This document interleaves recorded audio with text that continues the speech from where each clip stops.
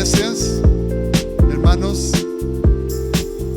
trabajan que el pastor general hace mucho de la prédica. Aquí en esta iglesia nosotros trabajamos con equipo de predicadores. Y a mí me gusta eso porque hace años un pastor que ya tiene sus 80 años, él me dio la oportunidad de también predicar en la iglesia. Y fue una bendición, y sabemos que Dios puede usar a muchos de los líderes, pastores aquí, de ministrar y traer la verdad del Señor. Seguimos en nuestro estudio de los fundamentos de la fe de las asambleas de Dios. Nosotros somos iglesia de las asambleas, y ahora tenemos nuestro pastor de jóvenes que viene, hermano Daniel, de traer la palabra de Dios para nosotros. Que Dios le bendiga, hermano Daniel. El Señor les bendiga, iglesia. Esto es algo bien importante, que como iglesia nos alimentemos y sepamos cuáles son los fundamentos de nuestra fe. Porque muchas veces decimos, sí, yo soy de la puerta abierta, sí, yo voy ahí donde el pastor Kenton, sí, yo me congrego ahí, pero nuestra fe no tiene un fundamento. Muchas veces va a venir alguien y le va a preguntar, ¿qué es lo que usted cree? ¿Qué es lo que usted sigue? Y usted no va a tener una respuesta que dar. ¿Por qué? Porque no hay un fundamento. Yo sé que muchos de los que estamos acá tenemos una base, tenemos un fundamento, tenemos una doctrina que se nos enseñó de pequeños, pero muchos de los que están acá se les ha olvidado y a veces necesitan recordarla, o muchos no tienen esa base. Y es por eso que nos vimos en la necesidad de hablar de las doctrinas fundamentales de las asambleas de Dios. Vamos a hacer una recapitulación de lo que hemos visto hasta el día de hoy. Primero, el primer tema que estuvimos viendo fue la inspiración de las Sagradas Escrituras, es decir, la Biblia. Se estuvo hablando acerca de la Biblia, que es la palabra de Dios, es la palabra inspirada por Dios. Y a mí me gusta hacer bastantes preguntas para saber si usted de verdad ha puesto atención. Así que no se extrañe que yo le pregunte así directamente. ¿Alrededor de cuántos autores diferentes escribieron la Biblia? ¿Quién me lo puede decir? ¿O quieren que me vaya acercando a usted y le ponga el micrófono? Esto ya lo estudiamos, hermano. ¿Ah? ¿Alrededor de cuántos autores diferentes escribieron la Biblia? ¿Cómo? 40, dicen ahí los muchachos. Muy bien. Imagínense qué bonito saber de que alrededor de 40 personas distintas, 40 cabezas distintas fueron partícipes de escribir la palabra de Dios, pero hay un solo autor y es Dios. Y todo va sincronizado, todo va en sintonía. Estuvimos hablando acerca de eso, ¿verdad? De la palabra de Dios. También se habló de la deidad de nuestro Señor Jesucristo. Él es 100% hombre, 100% Dios. ¿Y cómo es esto? Los teólogos dicen esto. Si usted anota, escriba esto. Los teólogos usan esta palabra un tanto científica, que en Jesucristo se dio lo que se conoce como la unión hipostática, es decir, que 100% hombre, 100% Dios. Dejó su deidad, pero también fue 100% hombre. Cuando cargó el pecado de la humanidad, Él sabía, Él sintió lo que usted y yo sentimos. ¿Por qué? Lo hizo por amor. Hablamos de eso. Hablamos también de Dios como Padre. Hablamos de los atributos de Dios. Los exploradores están estudiando esto también y saben de esto. Estamos alimentándonos en esto. Entonces, se habló de los atributos de Dios. Se habló de la omnipresencia, que Él es omnipotente, que Él es omnisciente, que Él es eterno. Y se dijeron una serie de atributos más. Se habló de la caída del hombre. A causa de la caída del ser humano, hubo la necesidad de que hubiera un cordero que viniera a salvarnos de nuestros pecados, Jesucristo. A causa del pecado, ese origen de pecado que nosotros tenemos, hubo necesidad que viniera Jesucristo a salvarnos. Y la última enseñanza de fundamentos que se dio fue la salvación del hombre. Y esto se une con la caída. Dios no te ve en el suelo y te va a dejar tirado. Dios te va a extender la mano y te va a dar su salvación, te va a dar su gracia. Él vio a la humanidad caída, Él vio a la humanidad en decadencia, destruida, y le extendió su mano para salvarlos. Y eso fue lo último que se habló. Hoy vamos a ver un tema más eclesiástico, es decir, más interno, más de iglesia. Y le voy a pedir que me ponga atención, y principalmente a los jóvenes, porque lo bonito de esto es que es inalámbrico. Yo me puedo bajar y si lo veo platicando, me voy a acercar y le voy a preguntar. Y se va a sentir avergonzado. ¿Por qué? Porque yo quiero que usted ponga atención, porque usted es el que más lo necesita. Vamos a hablar esta noche de un tema eclesiástico. ¿De qué se trata esto? Vamos a hablar de los sacramentos de la iglesia. De eso vamos a hablar hoy. El día domingo participamos de uno de esos sacramentos. Y yo quise poner ahí el pan. Y yo sé que quizás los que están hasta atrás tal vez no lo logran ver bien. Y algunos desde temprano me dijeron: hey, queremos comérnoslo, algo así, ¿verdad? Y ahí está representando el vino. Hay dos sacramentos de los que quiero hablar esta noche. Uno, el bautismo en agua, y dos, la Santa Cena. El domingo nosotros estuvimos participando de esto y no es algo desconocido, pero vamos a profundizar un poco acerca de por qué lo hacemos y cuáles son algunas de las cosas en las que nosotros podemos caer y podemos infringir la palabra de Dios cuando lo practicamos como no debe de ser. Así que vamos a hablar un poco acerca de esto, de los sacramentos de la iglesia.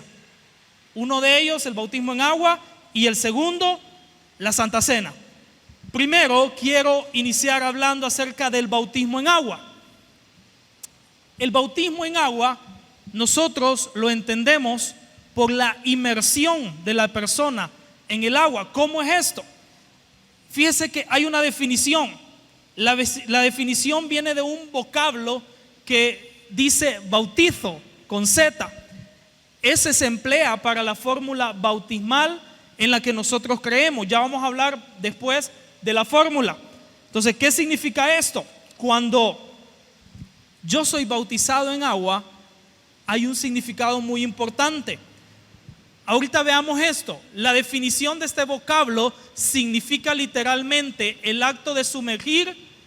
El significado simbólico es muerte, sepultura y resurrección. Ese es el significado simbólico. Vamos a estar usando bastante la Biblia y yo le voy a pedir que me ayude. Romanos capítulo 6, versículo 1 al 4, hermano Mike, téngalo ahí. Romanos 6, 1 al 4. Vamos a estar leyendo en ese pasaje. ¿Qué es lo que dice la palabra del Señor acerca de esto? Simbólicamente, el bautismo en agua por inmersión significa muerte, sepultura y resurrección. La palabra de Dios dice: ¿qué pues diremos? ¿Perseveraremos en el pecado para que la gracia abunde? En ninguna manera, porque los que hemos muerto al pecado, ¿cómo viviremos aún en él? ¿O no sabéis que todos los que hemos sido bautizados en Cristo Jesús hemos sido bautizados en su muerte? Porque somos sepultados juntamente con él para muerte por el bautismo, a fin de que como Cristo resucitó de los muertos por la gloria del Padre, así también nosotros andemos en vida nueva. Muy bien, gracias. Pablo escribía a los romanos y decía que nosotros hemos muerto al pecado. Yo le voy a aclarar algo. El bautismo en agua no es para salvación. No es porque yo ya haya sido bautizado en agua, soy salvo. No es un requisito para salvación, pero es un simbolismo de que yo ya recibí a Cristo en mi corazón. Ya voy a hablar de esos otros detalles. Quiero un voluntario o voluntaria que sea más pequeño que yo. ¿Quién se atreve? Más pequeño que yo. O de mi estatura, vaya. Jeffrey. Lo vi así con ganas. Vení. Yo empecé a recibir la doctrina cuando tenía 12 años de edad. Y una de las cosas que le voy a ser bien sincero, a la mayoría nos da así como cosita, como miedo, es que y cuando el pastor me sumerge en el agua, ¿qué va a pasar? ¿Me va a ahogar o qué? Y me acuerdo que el pastor hacía esto que voy a hacer con Jeffrey ahorita. Bueno, decía el pastor, vamos a ensayar cómo va a ser esto. Y nos decía lo siguiente: agárrese el brazo así, ¿sí? Y se tapa la nariz, nos decía el pastor. Entonces yo, cuando lo esté bautizando, el pastor ensayaba eso. A nosotros nos daba risa y nos ponía más nerviosos. Y cuando lo esté bautizando, yo solo lo voy a empujar, pero tiene que doblar sus rodillas, decía el pastor. Doble sus rodillas, porque si yo lo sumerjo con fuerza, lo puedo ahogar. Y nos asustaba el pastor. Entonces, ahora lo vamos a ensayar. Y decía, en el nombre del Padre, del Hijo y del Espíritu Santo. Y venía. Gracias. A mí me daba risa, pero yo decía, bueno, por lo menos estamos ensayando y sé que así tiene que ser. Físicamente es algo bien sencillo, pero simbólicamente, cuando la persona viene hacia el agua, está muriendo, está siendo sepultado a sus pecados, y cuando la persona sale del agua y tiene una gran sonrisa como esa mujer, es porque sabe que está hacia una resurrección. ¿Qué significa? Hacia una nueva vida. Es un acto simbólico, pero un símbolo tan fuerte para la iglesia del Señor. ¿Por qué? Porque le está diciendo a todas las personas: yo fui pecador, yo soy pecador, pero muero a mis pecados, sepulto mis pecados y voy a nacer para una nueva vida en Cristo Jesús. Ese es el símbolo. Ahora, ¿qué pasa si yo digo, ya recibí a Cristo, y como el pastor dice de que no es para salvación, entonces, ¿para qué me voy a bautizar? Pregunto a los hermanos que ya pasan de los 80, ¿será pecado? ¿Será un error ese? ¿Qué cree usted? ¿Tiene el conocimiento de Cristo en su mente? ¿Le recibió en su corazón? Pero dice, como no es para salvación, ¿para qué me voy a bautizar? ¿Qué cree, hermano? ¿Está errando? Por supuesto que sí. ¿Por qué? Porque cuando usted viene y reconoce públicamente al Señor como su Salvador, le está diciendo atrás al mundo. Me acuerdo que cuando el pastor nos estaba dando la doctrina, nos lo planteó de una manera como: vas a nacer para una nueva vida, y de esto se trata. Se trata de que lo que hoy todavía estás haciendo, ya no tenés que hacerlo. Y a mí me temblaban las piernas. Yo tenía 12 años, pero yo sabía que el paso que íbamos a dar era algo serio y era algo significativo para mí con Dios y con la iglesia. Así que jóvenes, niños que ya dieron este paso, usted ha hecho un compromiso grande delante de Dios.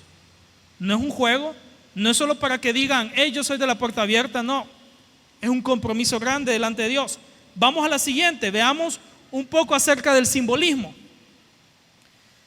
El bautismo por inmersión en agua es un tipo de muerte del viejo hombre y la resurrección del hombre nuevo para andar en novedad de vida. El hermano Mike leía ese pasaje de Romanos. Pablo le decía, hemos muerto al pecado. ¿Será que vamos a seguir pecando para que la gracia de Dios abunda en nuestra vida? De ninguna manera. Lo que usted hace con ese simbolismo es decirle al mundo, yo ya morí al pecado y estoy naciendo para una nueva vida. Una de las cosas más preciosas para un pastor es cuando sabe de que una vida ha venido a Cristo, una vida ha cambiado, ha reconocido, y llega a ese acto simbólico como es el bautismo en agua. Le voy a contar esto, porque estamos en ese punto todavía del simbolismo y de la inmersión. Es decir, sumergir a la persona en el agua. Le pregunto, ¿será que si hay una persona a la que yo no puedo sumergir en el agua, ¿será que este acto simbólico no es efectivo en su vida? Yo digo, no le puedo sumergir. Es que es demasiado alto. no puedo. Un día estábamos hablando con un pastor acerca de eso y él nos contaba una experiencia y él nos decía, en una ocasión a mí me tocó bautizar a una persona que medía casi 2 metros y el pastor mide quizás como unos 50. Imagínense. Decía, ¿cómo iba a bautizar yo a ese gran hombre y cómo lo iba a sumergir en el agua? Me ahogaba con él. ¿Y qué hizo, pastor? Le digo, bueno, me dice, yo sé el significado que tiene, conozco al hombre que él tenía el deseo de ser bautizado y le dije yo, bueno hermano, lo vamos a hacer de una manera diferente con usted. Póngase la mano en la nariz y yo le voy a hacer así y usted se agacha. Y así lo hizo, lo sumergió así, de pie, ya quedó bautizado. Y dice, yo tenía que buscar la forma porque el deseo de él era tal que tenía que ver cómo lo bautizaba. Hay personas, hermanos, que esperan estar en el lecho de muerte para llamar al pastor y decirle, bautíceme, porque yo quiero hacer eso delante del Señor. Aclaro, no es para salvación, pero es una manera que usted le está confesando públicamente a las demás personas que usted es un hijo de Dios, nacido de nuevo. Simbolismo, hablemos de la fórmula. Mateo 28, 19 al 20 es un pasaje bastante conocido, pero le voy a pedir al hermano Hilario que lo busque. Mateo 28, 19 al 20 habla acerca de la gran comisión, pero Mateo 28, 19 al 20 nos da la fórmula bautismal en la que nosotros creemos.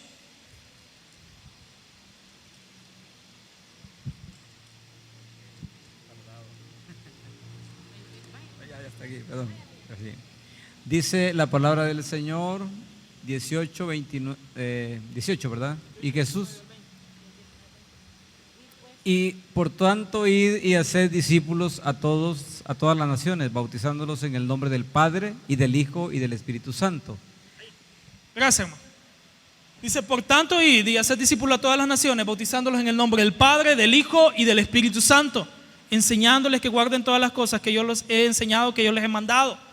Y sigue el versículo, pero la fórmula bautismal dice, bautizándolos en el nombre del Padre, del Hijo y del Espíritu Santo. Pero sucede algo, más adelante en el libro de Hechos vemos y Pedro dice, bautícese cada uno en el nombre de Jesús. Y de aquí viene y nace aquellos que les conocemos como los unitarios.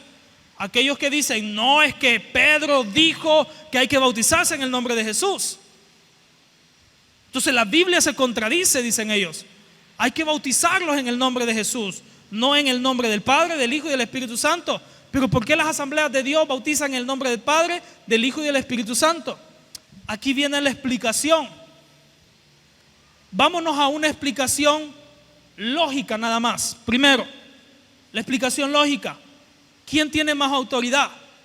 ¿Jesús o Pedro? ¿Quién tiene más autoridad? Jesús. Esa es la explicación lógica. Y si Jesús está diciendo, bautícese cada uno en el nombre del Padre, del Hijo y del Espíritu Santo, esa es la fórmula. ¿Cómo Pedro, el discípulo a quien el Señor transformó y usó grandemente, va a venir y va a cambiar esa fórmula? Jesús tiene más autoridad que Pedro. Esa es la explicación lógica. Pero aquí viene la explicación coherente. ¿Qué es lo que realmente Pedro estaba diciendo? Pedro no estaba votando la autoridad de Jesús. Pedro no estaba diciendo, bueno, Jesús dijo eso, pero ustedes se van a bautizar en el nombre de Jesús. Pedro estaba afirmando la fórmula bautismal que Jesús había enseñado, que es en el nombre del Padre, del Hijo y del Espíritu Santo. Se lo explico así. Pedro estaba diciendo, nos vamos a bautizar así como Jesús enseñó. De esa forma. Simple, sencillo. Entonces la fórmula bautismal es en el nombre del Padre, del Hijo y del Espíritu Santo. Hay cristianos que se caen de la gracia por esto, por esa pequeña discusión. Cuando la palabra del Señor es clara, cuando Jesús es claro, cuando sus discípulos estaban obedeciendo la palabra del Señor. Vamos a la siguiente. Hablemos del candidato. ¿quiénes son los que califican para ser bautizados en agua? Todos los que sinceramente se arrepienten de sus pecados y ejercitan una fe viva en el Señor Jesús son elegibles para el bautismo. Ahora yo le digo algo, según lo que dice nuestro reglamento, ¿podemos bautizar a niños que todavía no son conscientes de su pecado? Yo no puedo decirle a Rosemary, la bebecita, bueno, voy a bautizar a Rosemary porque ella necesita arrepentirse de su pecado. ¿De qué pecado se va a arrepentir? Es cierto, nosotros nacemos con una naturaleza pecaminosa, pero un bebé, un niño, no está consciente de su pecado. Un niño no puede decir, me arrepiento delante del Señor Jesús. Un niño que ni siquiera puede hablar. Pero en otros lugares se ha enseñado que podemos bautizarle y la criatura ni siquiera puede hablar. Cuando un niño, yo no puedo decir a tal edad, pero cuando un niño es consciente del mal, cuando un niño es consciente del pecado, ese niño puede recibir a Jesús en su corazón y también puede ser bautizado. Cuando un niño ya está consciente de lo bueno y lo malo. ¿Cómo puedo saber yo eso? Usted como padre identifica y sabe si su hijo, si su hija ya es consciente de lo malo. Cuando su hijo o su hija quebró un plato y dice, no, fue mi hermanito, el mayor, o fue tal, y ya empieza a echar la culpa, porque esa es la naturaleza pecaminosa. Así como Adán le echó la culpa a Eva y dijo, la mujer que me diste. Así como Eva y vino y le dijo al Señor, la serpiente fue, me engañó. Cuando usted ya ve esa naturaleza pecaminosa en sus hijos, en su niño, en su niña, significa de que éste ya puede arrepentirse, éste ya puede pedir perdón por sus pecados. El candidato al bautismo, si alguien me ayuda con esa cita bíblica que está ahí, que es Mateo 19, 13 al 14. Mateo 19, 13 al 14. Hermana.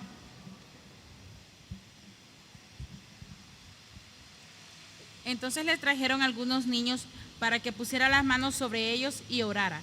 Y los discípulos lo reprendieron. Pero Jesús dijo, dejad a los niños y no les impidáis que vengan a mí, porque de los que son como estos es el reino de los cielos. En ningún momento Jesús rechazó a los niños. En ningún momento Jesús dijo, bueno, las puertas de los cielos están cerradas para ellos y yo solo a los adultos les voy a predicar. No, Jesús reprendió a sus discípulos y los animó a que fueran como muchos de ellos. Hay una inocencia en el niño, hermano, que usted y yo perdemos cuando crecemos. Hay una inocencia en los niños que nosotros podemos aprender y podemos tratar de recuperar todavía. Pero quieras o no, cuando crecemos, cuando somos adultos, nuestros corazones se llenan de sentimientos negativos y esos nos alejan de Dios. Entonces viene Jesús y les dice a sus discípulos, el reino de los cielos es como los que son como ellos, con un corazón sencillo, con un corazón humilde. El niño puede recibir a Jesús y puede ser bautizado cuando ya está consciente de que necesita acercarse a Dios, cuando ya está consciente de sus pecados. Siguiente, hablamos de la eficacia del bautismo. A un inicio yo decía, esto no es para salvación. No significa que porque yo ya fui bautizado en agua, yo no me voy a condenar, yo no voy a pecar y que mis pecados quedan invalidados automáticamente. No, significa de que yo estoy reconociendo públicamente quién es Jesucristo en mi vida y le estoy diciendo al mundo, estoy muerto al pecado y vivo para una nueva vida en Cristo Jesús. Entonces, la eficacia de esto es poder decirle a otros, poder testificar públicamente que he muerto al pecado y que he nacido para una nueva vida. Que aquel que conocían de una manera, ya no es igual, que es un proceso del Señor para una nueva criatura. Recuerdo de que cuando alguien es bautizado, en algunas iglesias cantan el himno de soy bautizado y dice: ya mis maldades las borró mi Salvador, y de volver a pecar mejor morir, dice. Porque está expresando el deseo de alguien que dice: yo no quiero pecar. Pero hay que ser honestos, volvemos a pecar. Volvemos a pecar. Y dice el himno: seguiré a mi Jesús, pues para mí lo del mundo se acabó, y ayudado de su luz, proseguir en su camino quiero yo. Y me gusta la última parte que dice: adiós mundo que hasta ayer estuve en ti, donde el pecado destruía mi vivir. Y cuando nosotros venimos al Señor y hacemos esto, somos bautizados en agua, estamos diciéndole al mundo: adiós mundo que hasta ayer estuve en ti. Hasta el día de ayer yo todavía no le había dicho públicamente a las personas que soy cristiano, pero hoy, por medio de este acto, por medio de este sacramento, yo le digo a las personas que soy un hijo de Dios nacido de nuevo. Ese es el bautismo en agua. Segundo sacramento, la Santa Cena, muy conocida por nosotros y fue instituida por el Señor. Instituida por el Señor Jesús en la víspera de su muerte expiatoria.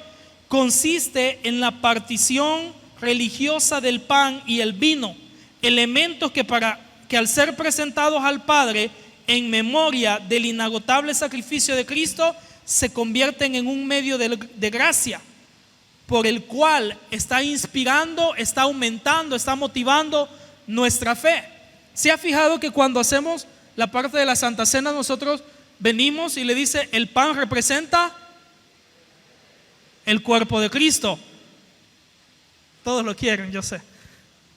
El pan representa el cuerpo de Cristo. Pero escuche bien, decimos representa. Yo no le estoy diciendo usted se está comiendo el cuerpo de Cristo. No somos caníbales. Pero hay religiones que creen que usted literalmente se está comiendo el cuerpo de Cristo. Eso no es así. Este es un sacramento simbólico que el Señor dejó para hacernos ver lo que significa su sacrificio, su muerte, su resurrección, qué es lo que pasó, qué es lo que sucedió. Entonces, fue instituido por el Señor para la iglesia, para que en memoria de Él, en memoria de su sacrificio, usted y yo participemos de este sacramento. Hablemos de la conmemoración. 1 Corintios capítulo 11, 24, nosotros es lo que buscamos cuando hablamos de la institución de la Cena del Señor. Vamos a la siguiente. 1 Corintios 11, 24 dice: haced esto en memoria de mí. Es decir, cuando usted y yo participamos de la Cena del Señor, estamos recordando su muerte, estamos recordando su sacrificio, estamos recordando su promesa, estamos recordando su resurrección. Entonces viene, y este acontecimiento cumbre del ministerio del Señor fue su muerte, pues por su sacrificio usted y yo somos salvos.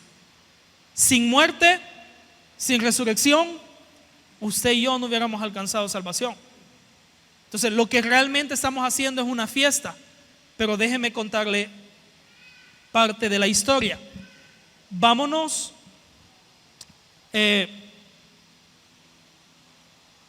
al versículo 17.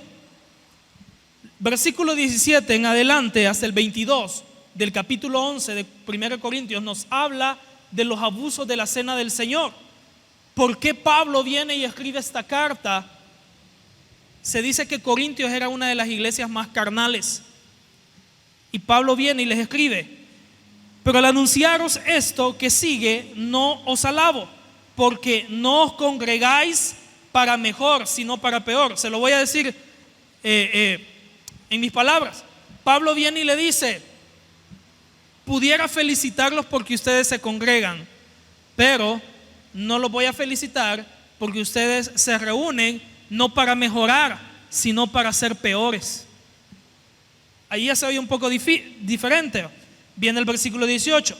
Pues en primer lugar, cuando os reunís como iglesia, oigo que hay entre vosotros divisiones, y en parte lo creo, porque es preciso que entre vosotros haya disensiones para que se hagan manifiestos entre vosotros los que son aprobados. Cuando pues os reunís vosotros, esto no es a comer la cena del Señor, porque al comer cada uno se adelanta a tomar su propia cena, y uno tiene hambre y otro se embriaga. ¿Qué es lo que estaba pasando en la iglesia de Corinto? Estaba pasando que la gente le había perdido el sentido a esta celebración de la Santa Cena. Muchos se reunían, dice, y entre ellos, entre la iglesia, había divisiones, habían pequeños grupos. O sea que esto no es nuevo, hermano. Esto de las divisiones en las iglesias es bien antiguo. Y Pablo atacaba ese problema y decía: otros vienen y se adelantan, no esperan a su hermano y empiezan a comer. Y otro viene y se emborracha de vino. Es decir, ellos estaban viendo la cena del Señor como una fiesta nada más. No le estaban dando el simbolismo que la fiesta del Señor merecía. Ahora, veamos la instrucción que él dejó. La siguiente. Hay dos grandes verdades del Evangelio que son expresadas en la Santa Cena. Una es la encarnación. Juan 1:14 dice: y aquel verbo fue hecho carne y habitó entre nosotros. Una de las cosas que aprendemos en la Cena del Señor es la encarnación de Cristo. ¿Por qué? Tomo nuevamente el pan y dice: el pan representa el cuerpo del Señor. El vino representa su sangre. ¿Qué estamos diciendo? Jesús no vino en espíritu, Él se encarnó. Como decía a un inicio, cuando estábamos haciendo la recapitulación, y en temas anteriores se habló de la deidad de nuestro Señor Jesucristo. 100% hombre, 100% Dios. ¿Usted cree que si Jesús se espinó un dedo del pie, le dolió? Le dolió. Cuando los soldados romanos lo golpearon, sangró. Cuando rasgaron su piel, sangró, le dolió. No, hombre, es que era Jesús, Él podía soportar eso. Él era 100% hombre también. Estaba en su humanidad, estaba encarnado en cuerpo, en sangre. Otra verdad que encontramos es la expiación. El pan y el vino constituyen un cuadro de la muerte, de la separación del cuerpo y el alma, la separación de la carne y la sangre. El pan nos dice que su piel, cuando usted ve que simbólicamente se hace esto y se parte el pan y empiezan la persona y usted pasa y empieza a agarrar esto, los pedacitos de pan, simbólicamente nos está diciendo la manera en que el cuerpo de Jesús fue lastimado. Hablaba en una ocasión con alguien acerca del cuerpo de Jesús, del momento de la crucifixión, y esta persona me decía: lo más parecido a la laceración, es decir, a los latigazos, a los golpes, a todo lo que sufrió Jesús en su cuerpo, lo más parecido, no igual, lo más parecido fue la pasión de Cristo, la película de la pasión de Cristo. ¿Por qué? Me decía este pastor, según los eruditos, los estudiosos de la Biblia, cuando Jesús estaba colgado en el madero, parecía un trozo de carne deshilada. Cómo Él había sido lastimado, cómo Él había sido golpeado. Pero para que la profecía se cumpliera, ni uno de sus huesos fue quebrado. Sus huesos no. Pero su cuerpo fue lastimado, su cuerpo fue desgarrado. Cuando usted ve que y pasa y hace eso en el pan, acuérdese de lo que le estoy diciendo. Cuando usted viene y jala un pedacito de pan, acuérdese de eso. Acuérdese de que el cuerpo de Jesús fue desgarrado con los latigazos. No era un cincho como el que usamos nosotros. Algunos creen que tenía como unos pedacitos de hueso que cuando pegaban en la piel de Jesús, se quedaban prensados ahí. Es decir, el látigo no era como el cincho. Cuando usted anda huyendo de su mamá o de su papá y le pegan con el cincho, le pegan y ya. Pero el látigo no, el látigo quedaba pegado en la piel, y para poder sacarlo, el soldado tenía que venir y hacer así, y quedaba desgarrado, arrancaba pedazos de piel de Jesús. Entonces, tenemos que entender esa parte, la expiación. El pan nos recuerda su cuerpo y el vino nos recuerda su sangre. Imagínese cuánta sangre fue derramada ese día. Cuánta sangre se derramó por usted y por mí. Y nosotros cantamos: preciosa sangre que me purificó. Cántelo con su corazón y dése cuenta de que realmente hubo un precio que Jesús pagó para que usted y yo ahora estuvimos acá en la iglesia alabando al Señor. Siguiente, hablemos de la inspiración. Hablemos de la inspiración. Al participar del pan y el vino de la comunión, se nos recuerda y asegura que por fe podemos recibir verdaderamente su espíritu y reflejar en el mundo su carácter. Es decir, usted y yo por fe podemos recibir el espíritu del Señor y reflejar a Cristo. Que la gente en el mundo vea en usted a Jesús. Recuerdo que leía un libro, era de la historia de un misionero. Este misionero se fue al mundo musulmán, y es bien difícil hablar de Jesús ahí. Y dice de que llegó al mundo musulmán y se hizo tan amigo del imán, que es como el pastor de las mezquitas. Se hizo tan amigo que en uno de sus viajes viene el imán y le da un regalo al misionero. Era una torre de CDs de música de esa nación donde él estaba predicando. Música que quizás él no entendía, pero él escribió en una nota cuando se lo regaló y puso para Isa. Y dice el misionero en el libro, él no podía escribir bien mi nombre, entonces me decía Isa. Pero en el idioma de ellos, Isa es Jesús. Y dice el misionero, yo me puse a pensar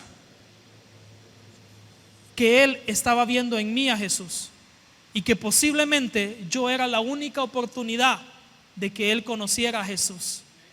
Y si yo distorsionaba la imagen de Jesús en la mente de él, le estaba cerrando la oportunidad de que él conociera a Jesús.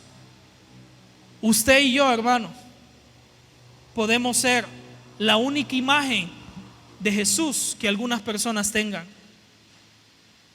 Podemos recibir de su espíritu y reflejar al Señor. ¿Es difícil? Sí, es difícil. Y para finalizar, hablemos de la seguridad en la cena del Señor. Dios ha aceptado la sangre de Cristo. En el tiempo antiguo, los sacerdotes venían y sacrificaban animales. Algunos de estos sacrificios, hermanos, no eran aceptos, es decir, Dios no los aceptaba, Dios no los recibía.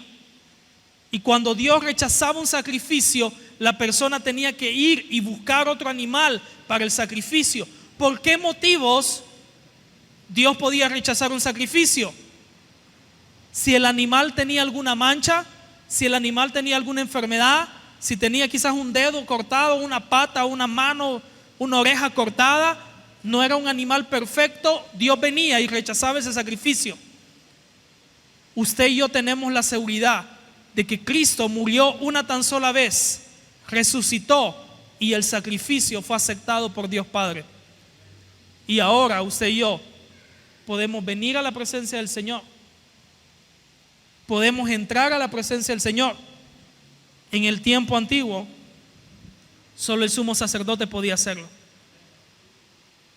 Si hoy en día que nosotros tenemos esa apertura para entrar a la presencia del Señor, nos cuesta, nos enfriamos y nos alejamos, imagínense en el tiempo antiguo. qué difícil ha de haber sido. Dios Padre ha aceptado la sangre de Cristo, comprometiéndose por amor a Cristo a perdonar y a salvar a todos los que vienen a ti. La sangre de Cristo es la garantía divina de que será misericordioso y benigno con el penitente. Es decir, hay un versículo que se les enseña a los niños en Club Castillo: y la sangre de Jesucristo su Hijo nos limpia de todo pecado. Era la única capaz de limpiar, es la única capaz de borrar totalmente el sacrificio. Quizá usted pueda ver pan aquí y pueda ver un vaso con soda. Y esto en esencia quizás no sea nada. Pero cuando usted y yo participamos de la cena del Señor y se escucha esa palabra en Corintios que Pablo les enseñaba a la iglesia y le decía: haced esto en memoria de mí. Cuando usted escucha esa palabra, acuérdese que un día Jesús vino a la tierra, se encarnó, tenía todas las debilidades de un ser humano, como usted y como yo. No era Superman, no era de hierro, no vino en una nave espacial, ni vino con rayos en sus ojos, no vino con un cuerpo blindado que la gente le podía disparar y tirar las lanzas y esas iban a rebotar. No vino como un superhombre, vino como 100% hombre, por usted y por mí. Y me encanta esta parte que dice: y aquel verbo fue hecho carne y habitó entre nosotros. Quizás para usted no signifique nada, pero el hecho de que Jesús haya dejado su deidad, haya dejado su poderío y haya caminado como uno de nosotros, nos dice su inmenso amor, nos dice su inmensa pasión por usted y por mí. Nos vio en el suelo, nos vio destrozados, sabía que le íbamos a fallar. Sí, Él lo sabía. Él sabe si usted le va a fallar, y aún así no dudó en ir a la cruz, no dudó en morir por nuestros pecados. Y nosotros dudamos muchas veces de Él. Nosotros muchas veces dudamos que si está ahí con nosotros. Nosotros todavía dudamos y decimos: ¿será que Dios está conmigo? ¿Será que me va a sacar de esta? ¿Será que puede hacerlo? ¿Será que me escucha todavía? Jesús no hubiera tomado forma de hombre si Él no le amara. No hubiera hecho lo que hizo si Él no estuviera pendiente de nuestras necesidades. Recuerde que su sacrificio nos trae paz, nos trae salvación. Ahí donde está, póngase de pie. Y esta noche oramos dándole gracias a Dios, diciéndole: Dios, gracias por tu sacrificio.